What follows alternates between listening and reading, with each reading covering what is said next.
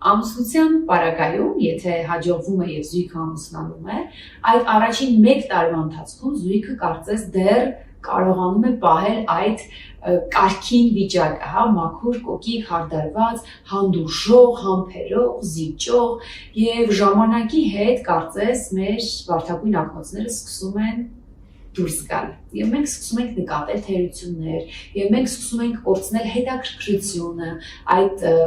միշտ պատրաստ, միշտ գեղեցիկ, միշտ հարդարված լինելու նկատմամբ։ Արդեն գիտես, որ հա քո կողակիցն է քեզ ամեն պարագայում տեսել է առանց մեյքափով, մազերը լվացած կամ չլվացած, եւ կարծես մենք սկսում ենք այդ ամենի նկատմամբ հետաքրքրությունը կորցնել եւ այլևս չենք ջանում, ջանք չենք գործադրում ներկայացնել մեզ մեր գեղեցիկ կողմով։ Եվ իրականում այս առաջին 1 տարին բավականին ճգնաժամային է լինում զույգի կյանքում, որովհետև, ինչպես արդեն ասեցի, այդ թերությունները սկսում են մեջտեղ գալ, զույգը չի թաքցնում, չի կարողանում այլևս թաքցնել, որտեղ երկարաժամկետի մեջ դա բնականաբար եթե բաներ կար, որ ակտիվ թաքցվում էին, այլևս չի ստացվում թաքցնել եւ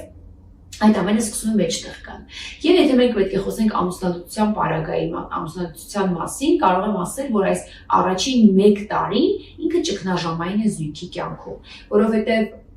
ընտանիքը, որպես այդպիսի, եթե զույգը դառնում է ընտանիք, այդտեղ պետք է իրենք անցնում են այդ հարմարման շրջանը, որ դու պետք է հարմարվես մյուսի բնավորությանը, կյանքի ռիթմին, գրաֆիկին, օրակարգին, ամեն ինչի պետք է փորձես հարմարվել, եթե մինչև այդ պահը դու հետևում էիր քո կյանքին, քո գրաֆիկին, քո ժամանակին, հիմա արդեն դու պետք է հաշվի նստես, թե քո կողակից այդ օրը ինչ ծրագրեր ունի, ձեր օրակարգ արդյոք համընկնում է, թե դուք իրար խանգարում եք որոշակի ժամային, ինչ որ